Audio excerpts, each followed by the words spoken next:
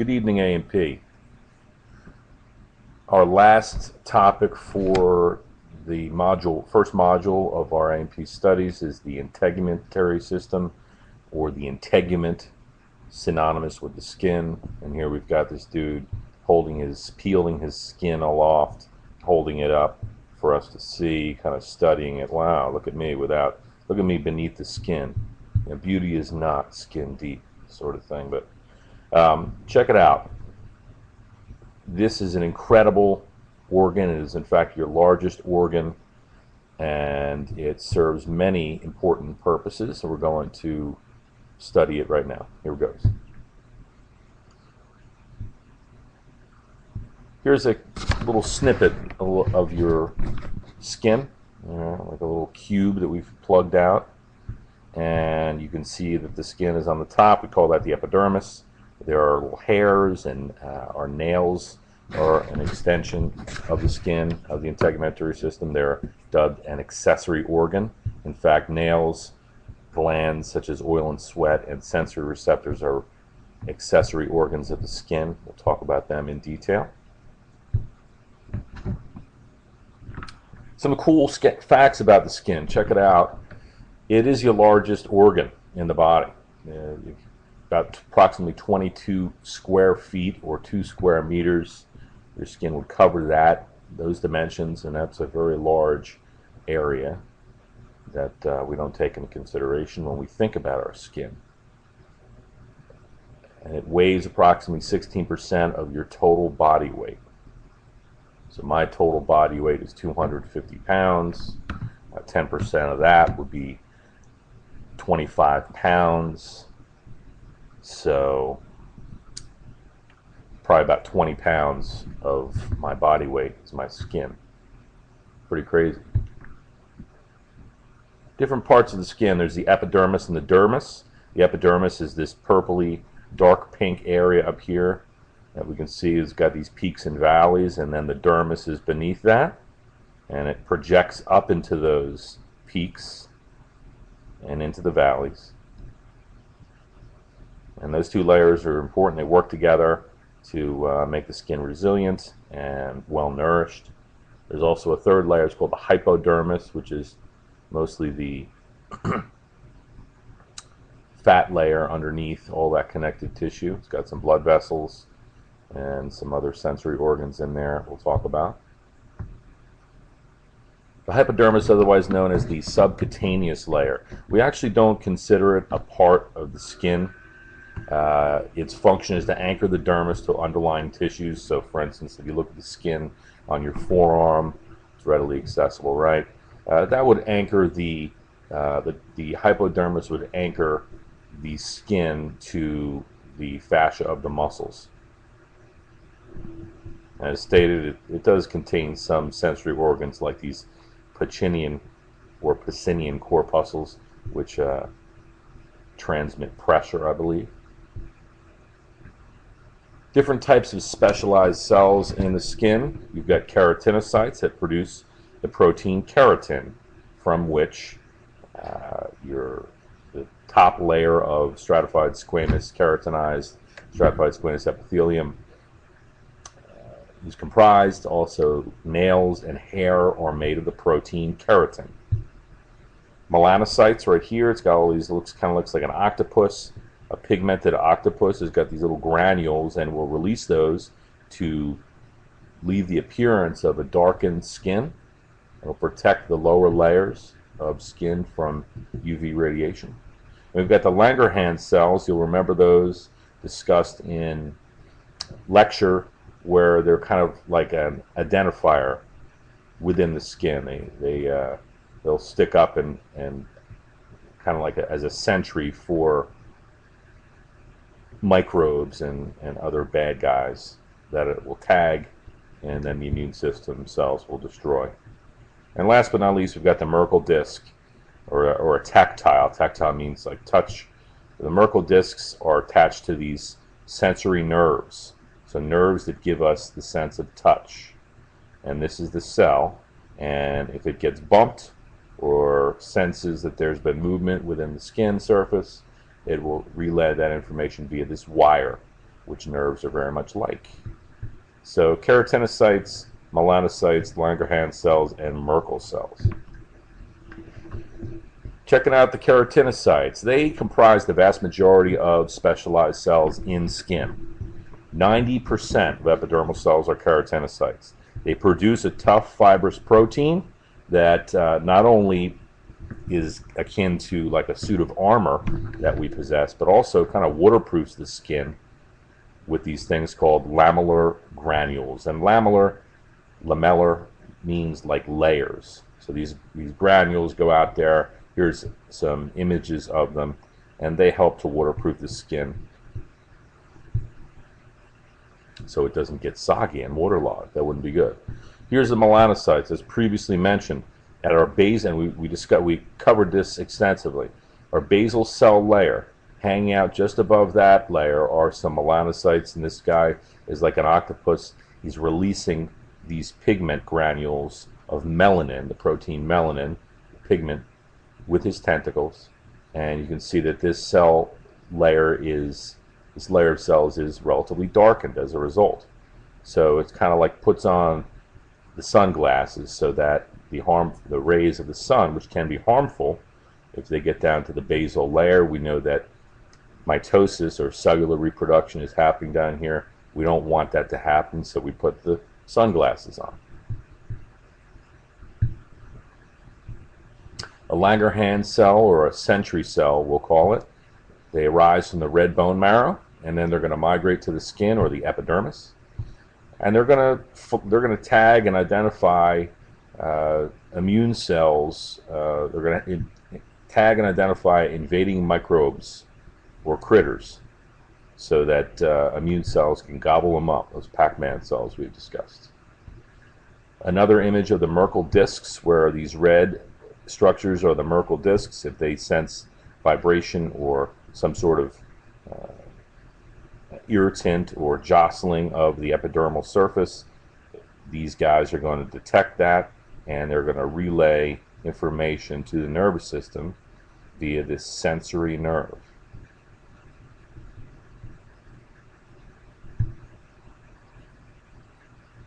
Recall our discussions about the epidermal layers from top to bottom: stratum corneum, lucidum, granulosum, spinosum, and basale.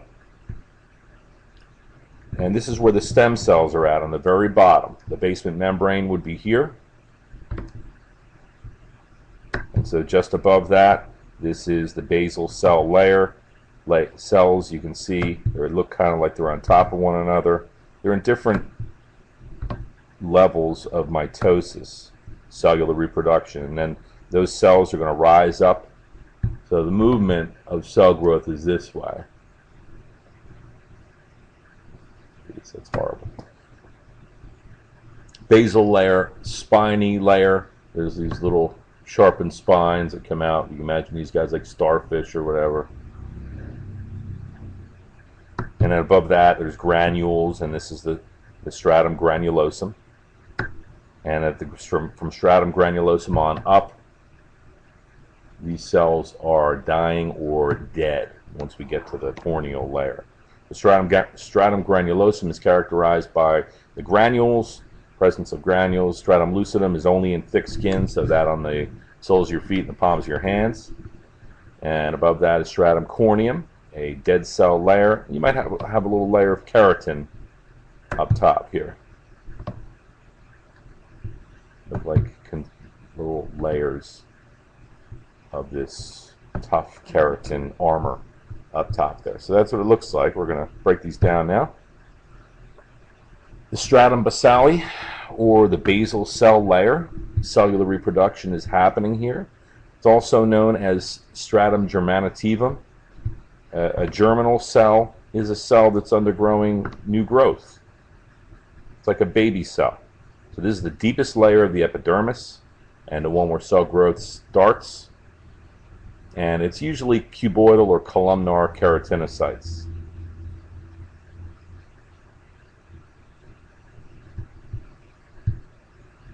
Stratum spinosum. If we really break these down microscopically, we'll see that they've got these little spines on them. So that's where the spinosum comes into play. So these spines kind of help these cells fit very closely together. There's about 8 to 10 layers of them right in here. The stratum basale is right here. Basement membrane is here. Stratum spinosum right there. These tonnofilaments are going to attach the cells in the stratum spinosum to basale, and this is the spinal or stratum spinosum is a very strong and flexible layer. Above stratum spinosum, we've got stratum granulosum, and this is about as characteristic an image you're going to find. It's got these little granules every so often there. Granulosum literally means little grains, and the cells here are dying, as I stated, from stratum granulosum on upward. Those cells are dying and or dead, and that programmed cell death we know as apoptosis.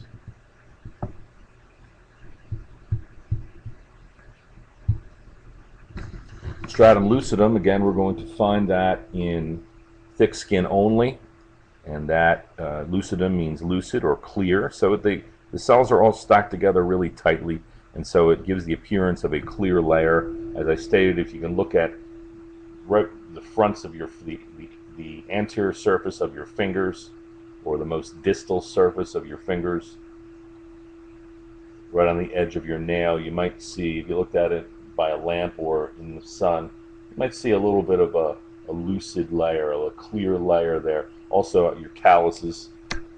I know you guys aren't used to hard work or anything like that, but if you work hard, work out, lift weights, get big and strong, your skin has to become strong too. So thick skin on the palms of the hands and the soles of the feet.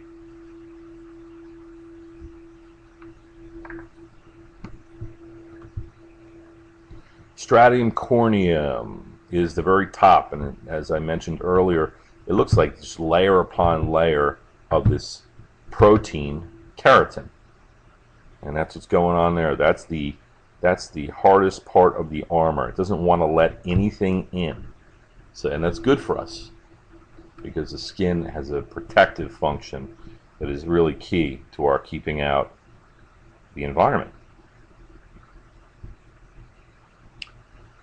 We've talked about the epidermis so far and the different layers. That's from here to here.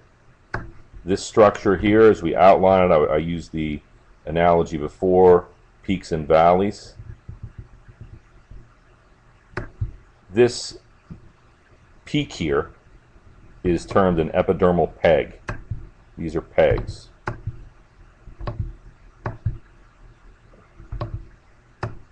And then in between there, the light pink, these are called dermal papilla. Epidermal peg, dermal papilla, right in there. So, top versus bottom. And those are clearly outlined here. So below the epidermis is the dermis, and there are two regions. There's the papillary and reticular regions. The dermal papilla is right here, as I mentioned earlier. So that's the papillary region, about from here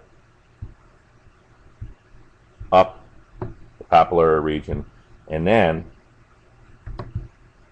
the better part of the dermis is the reticular region. So it's got collagen fibers and matrix and blood vessels and sensory organs, specialized immune cells, etc., etc.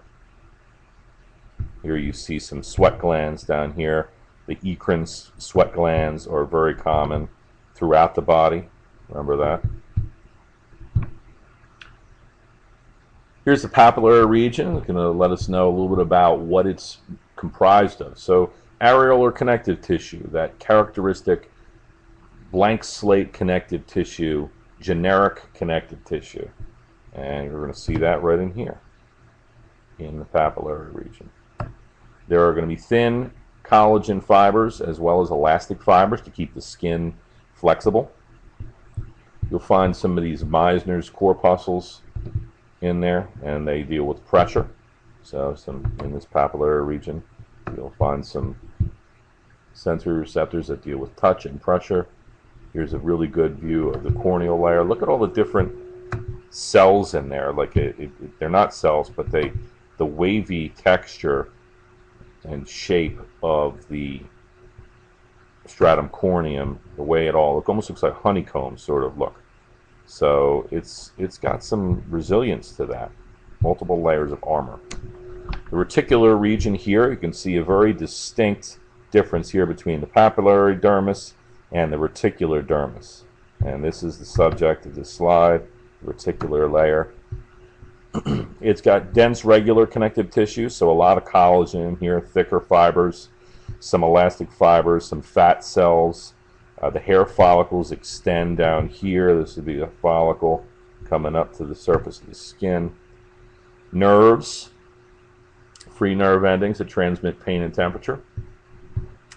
Sebaceous glands are going to be hanging out around, as we're going to see in the incoming slides. Sebaceous glands are going to attach oftentimes to these hair follicles, and it'll squirt the sebum out onto the surface of the epidermis. And there are also sweat glands. Close-up look of your fingerprint or your skin, essentially. You've got some sweat pores between each of these epidermal ridges. If you look closely, you see some really tiny little holes. And that's what's going on. Those are sweat glands, sweat ducts. Those epidermal ridges, as they go up and down like this, just like the microvilli and the cilia and the glycocalyx, they create an increased surface area. And so that is a really important feature of the skin.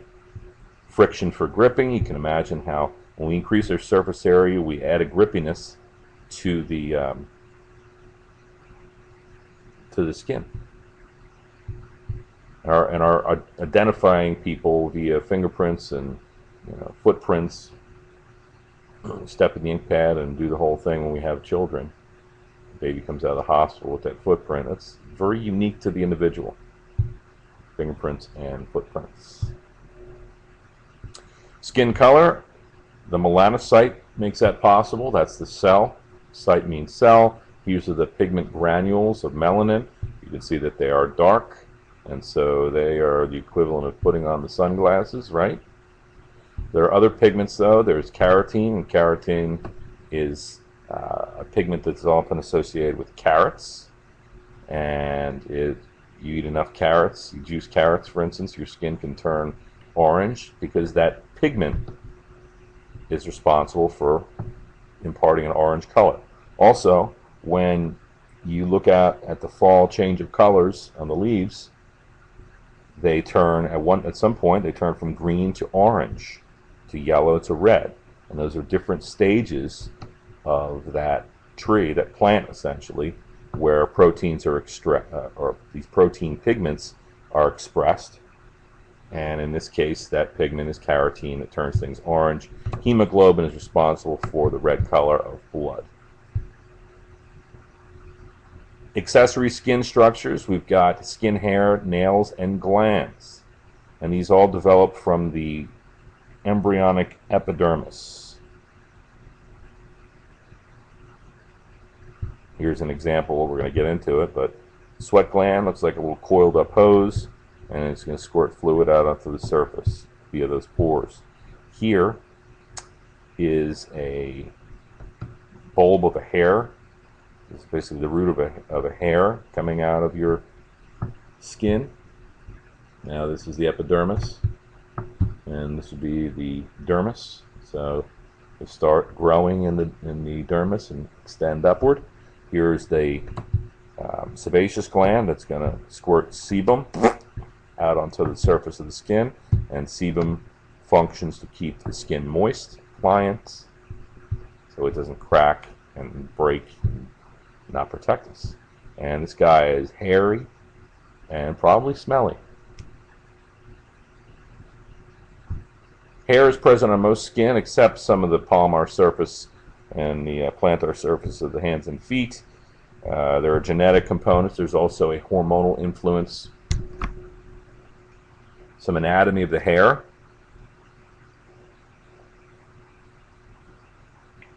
From superficial to deep, we've got the dermal root sheath, and then we've got another layer of root sheath. So at least 2 layers of the root sheath. And then we've got the cuticle of the hair, which is this layer in here. And then moving inward, we've got the cortex, and then inside that is the medulla.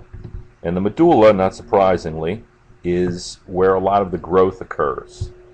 You can see all those layers from a coronal view right here, right? Where we're looking at it all anterior to posterior.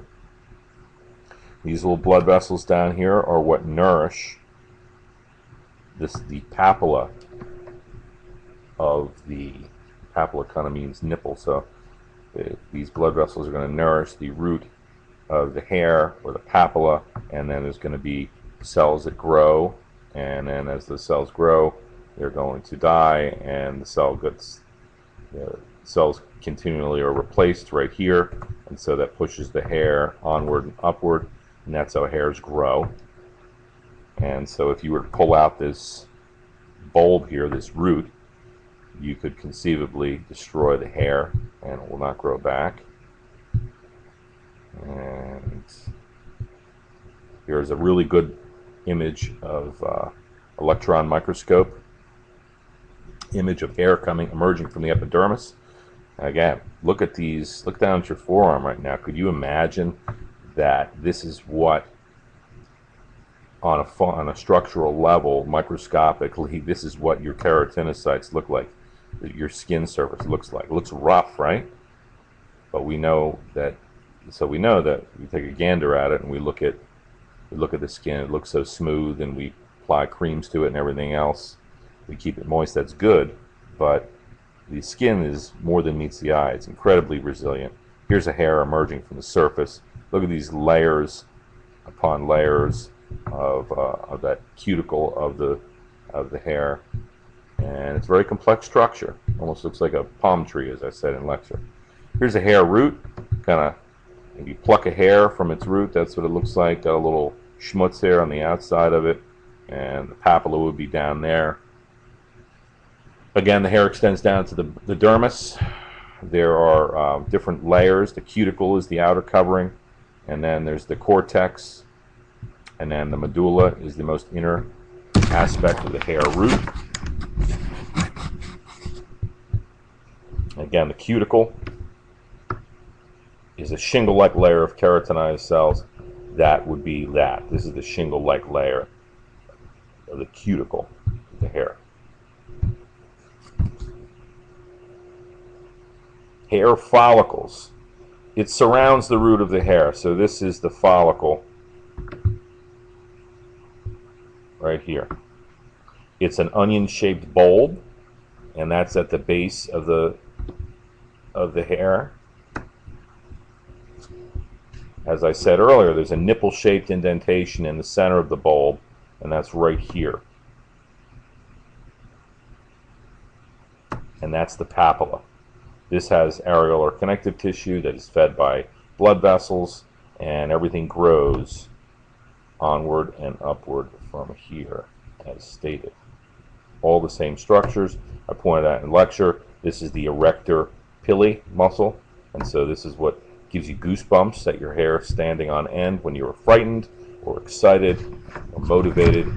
Short hair standing up in the back of your neck. That muscle brings your hairs to the position of attention.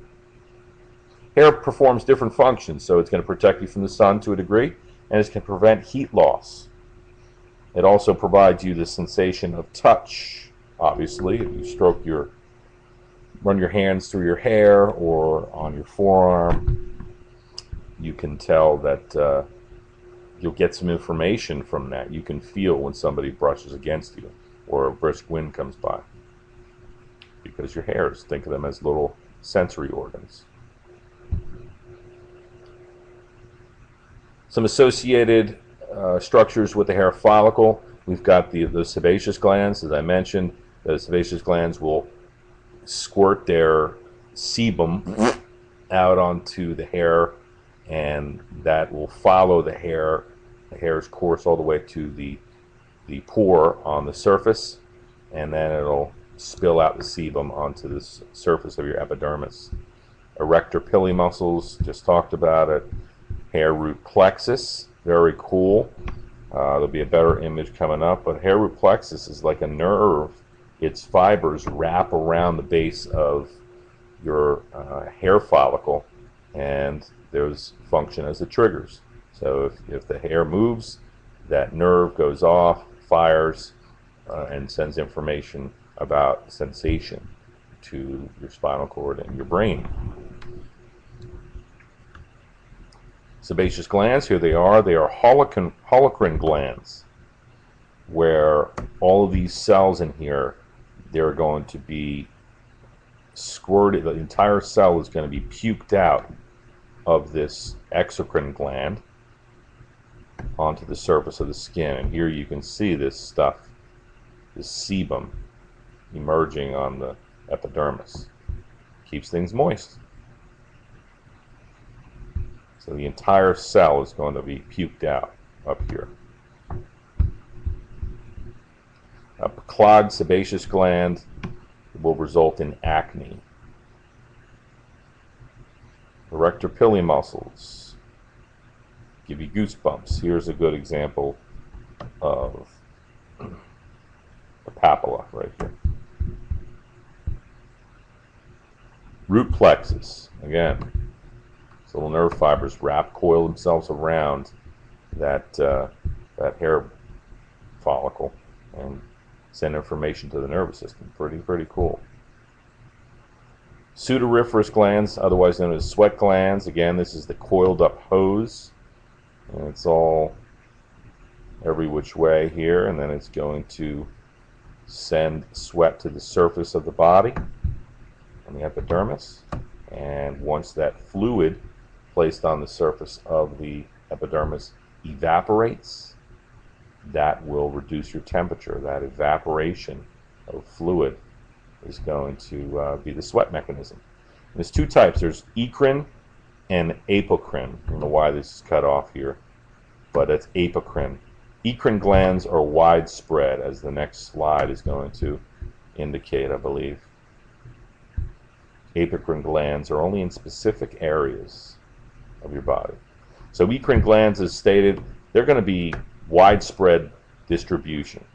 They're going to be all over the place. These are what gives you the benefit of the sweat mechanism and reducing your temperature via a negative feedback loop. Motivators. They're involved in the thermoregulation therein, and they also will eliminate some waste. So we do sweat out stuff. That's why your sweat tastes salty. If you're sweating that hard out there that you know, some of from your head or your hair drips into your eye, it burns, or it drips in the corner of your mouth, or you wipe the sweat away from your face and it tastes salty. That's because we eliminate some wastes onto the surface of the skin via the sweat gland. And that's one reason why sweat smells and is salty. Also, all of us, when we get stressed out, we tend to sweat. Oh, look, she's really sweating now. You can tell that the pressure is on, right? So if people get emotional, hormones get circulating, the heart rate goes up, sweat gland activity goes up. Apocrine sweat glands are in specific places. All right, these apocrine sweat glands are going to open to hair follicles, and here you can see that happening right here. So an ecrine sweat gland doesn't do that. The apocrine sweat gland is going to open to a hair follicle, just like sebum. So all that stuff is going up to the surface of the epidermis here. And apocrine glands are very active during emotional stress and sexual excitement. I mentioned pheromones, which are these chemicals that are released by men and women that we associate with sexual attraction, etc., because there's certain, it's disgusting perhaps, but it's real life. This is why dogs smell each other, okay? Because there are certain parts of the body and chemicals that we will emit that are attractive to the opposite sex. Apocrine sweat glands, therefore, are associated with odor due to bacterial action. Think of your armpit in that regard, because it's a warm, moist area with hair in it, and the more hair you have under your armpit, the more sweat you tend to have, and the greater the smell. And some people really friggin' smell, and some people don't smell as bad. These apocrine glands are going to be active upon puberty. And here's a modified sweat gland, the ceruminous glands. This is an earwax gland. Another word for earwax is cerumen. You'll find these associated with hairs inside the ear canal, and cerumen is going to help repel insects. It's going to help impede foreign bodies or stuff getting stuck in the ear, bugs and stuff crawling in the ear. Maybe you can repel them with that insect, that natural organic insect repellent in cerumen. Also, wax repels water. Wax is hydrophobic, so it doesn't dig water. Here's a little piece of earwax coming out, and it's going to coat the tympanic membrane, which you come to know as your eardrum. Check out these freaks with their nails, long and hard. Nails are largely dead tissue made of the protein keratin. So they're an extension of the skin. They cover the dorsal surfaces of the fingers and toes. The matrix of, just like the hair, where the hair starts growing from that hair follicle, the papilla down low, where it's protected. That's where mitosis is happening. Same thing with the nail matrix. Nail matrix is going to happen very, very proximal to the free edge of the nail. So beneath where it attaches to your skin. We'll show you some nail anatomy in a second. Nails will help us grasp and manipulate things. They're a primitive tool, right? You can cut things with a nail. You can scratch somebody's eyes out of their head if you're not careful, or if you need to defend yourself. They're going to protect us to a degree. Here are the different aspects of the nail. There's the body, which is the nail plate, essentially, and the free edge, which is what we cut. The lunula is this crescent that's close to the skin. It's like a lunula means little moon. Something called an eponychium, and that's your cuticle. That's this, for those of you that are familiar with nail care, especially you ladies, you should be familiar that cuticle, you'll sometimes push that back, but that the cuticle is very near the root. The root is just proximal to that and deep. And so that's where that nail grows from. So you hear people say that if you damage this area here, close to where the nail grows, it's just common sense that you could really, really injure that nail to the point where it doesn't grow like it should, or the nail completely falls off and detaches from the underlying skin. And so that would be a bummer, be unsightly, etc., etc. So here's from a sagittal view, looking from the side. We've got the body of the nail and the free edge that we would cut, and the lunula, and the eponychium or cuticle. And then this is where it's all happening. This is where the cellular mitosis is occurring, producing this nail, which is comprised of the protein keratin. talked already about thick skin and thin skin. The only difference is that there is this layer in the center. Well, of course, thick skin is going to be thicker, right? And more protective. But thick skin and thin skin tend to be on the soles of your feet and the palms of your hands. Calluses are associated with thick skin, and they have this layer in here, stratum lucidum, which is compacted layers of keratinocytes that appears clear, as in a callus. And thin skin is going to cover everything else. Skin performs many functions. You got to know these, okay? Temperature regulation happens due to the action of the sudoriferous gland. Blood storage down here in the dermis. You see all these blood vessels.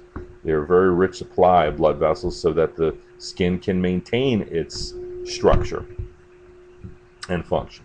The protective function of the epidermis cannot be overstated. All right, there's layer upon layer of stratified squamous epithelium that has keratin along the top, which is like our suit of armor.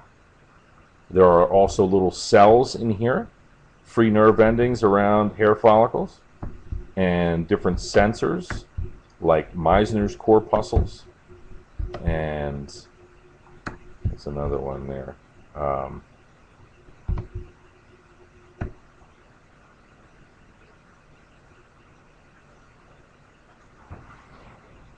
Drawing a blank there. Pacinian corpuscles, and they'll help mediate different types of sensations like pressure, vibration, and your sense of touch. Some waste products are excreted with the sweat, so that's where excretion comes into play. Absorption, there are some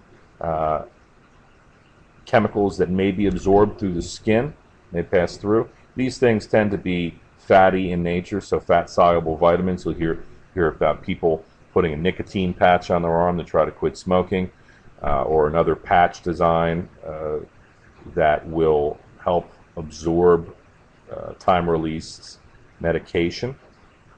And so there tend to be fat-based hydrophobic compounds that are readily assimilated into the skin. And also the synthesis of vitamin D occurs on the surface of the skin. This is absolutely incredible. That's a nice little image about the functions of the skin. Here's a great image of thermoregulation of the sweat mechanism. Thermoregulation is going to liberate sweat at the surface by adjusting the blood flow. So the blood flow is going to be dictating everything. If it gets too hot, and you're taking a hike, for instance, going up hiking on a trail or mountain or whatnot, you're going to have some relative vasodilation or expansion of those blood vessels in the skin. That is going to help those sudoriferous glands release some of that moisture and allow you to sweat. Get rid of some of the heat. The barrier function of skin, it's huge. Our brick wall analogy. It provides a physical, chemical, and biological barrier. Imagine yourself as a little critter, a microbe, trying to get in. And it runs across all these layers. You don't just have one door you need to unlock. You need to try to find your way between all these nooks and crannies of the bricks and mortar, and it's impossible. So it's incredible. Different sensations, drew a blank earlier. So there's all kinds of different nerve endings in here. Ruffini nerve endings, named after this guy Ruffini. Hey, they're going to transmit pressure. Little pressure sensors stuck in the skin. And then Pacinian corpuscles and Meissner's corpuscles, they're going to mediate pressure and touch. Merkel discs, Krauss bulbs, free nerve endings are going to transmit pain and temperature. So there's a lot of different wiring that taps into. It's like technology that taps into the skin and sends information back to the nervous system about what's happening. Wounds heal. All right, we've all seen it. I showed you guys that I had been bitten by my dog inadvertently while we were playing tug of war a couple weeks ago, and I was bleeding quite profusely on my middle finger and my second digit of my right manus or hand. And now I look down at it and I see a little bit of skin. Its skin is pink and healed. It's almost gone. The scar is almost gone. So how does that happen? And here we've got a zipper depicting the zipping up and healing of that, closing of that wound. There are different things that happen. So let's talk about that real quick. We get a blood clot. Obviously, wounds bleed. So you've got different cells that release structures into that wound, i.e. platelets. We call these yellow structures platelets that are part of what's circulating in the blood. They're pieces of a larger cell called a hemocytoblast. And that thing that cell, big cell, breaks up to all these little pieces, and these fragments, they get lodged into the wound, and then there'll be fibroblasts that come, and we know that fibroblasts make fibers, right? So they will lay down all kinds of different fibers in this area, almost like gauze, like we play gauze. Physiological gauze is fibroblasts. So that'll stop the bleeding in the wound. Inflammatory cells come in here, white blood cells, and they clean up any garbage, gobble it up, and they will start to mend the tissue in so doing.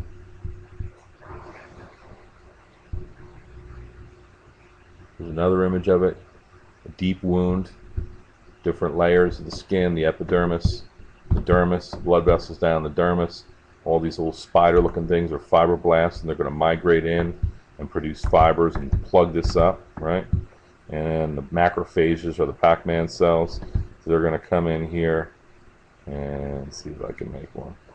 They're going to come and eat up microbes and anything that might try to invade through the skin here. And the inflammatory cells are going to come in and do the same. Pretty cool. Then you've got your clot. Right? And so here are the cells on that part of that stratified squamous epithelium. And there's a break in that. We've got a wound here. Fibroblasts migrate in from a different angle. They clog it up with fibers and cells and clean it up, form a clot, form a scab, and pretty soon the scab is gone away. Another look at it. Tissue will now remodel. The epidermis is going to be restored to its normal thickness. Cells are growing now from the basal layer, stratum basale, reproducing, trying to replace the cells that have been lost. Blood flow normalizes. I need you to know that the integument develops from the embryonic ectoderm. So remember that. Embryology can be a very difficult discipline to study. Okay, it's essentially as we move from as the egg and the sperm merge and they form different structures. One cell turns into 2, and 2 turn into 4, and 4 into 16, and that just exponential splitting of cells and then making of of this embryo, from which all of the body's tissues, everything, your skin, hair, nails, muscles, tendons, nerves, all the structures in your body come from this embryo here. And so when the embryo does different things, it'll fold and cells will migrate and move around a little bit, and from these different layers you'll get like nerves. So this blue layer, nerves come from that, and then this red layer here, the mesoderm, muscles and connective tissue come from that, and then this bottom layer, the endoderm, you'll get epithelium coming from that. So I just need you to know that the epidermis is going to come from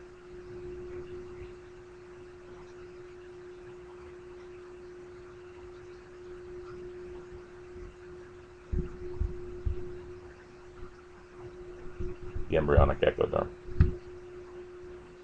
As we age, the skin does as well. starts to lose its resilience, its structure and function will suffer, and we'll have atrophy. Those tissues shrinking, getting smaller, and not functioning. They're drying up, not serving their purpose. That's a bummer. And that was a long but very important PowerPoint on thinking the integumentary system, which is the largest organ in your body, extremely important and underappreciated by the common individual. So now you know far more than most.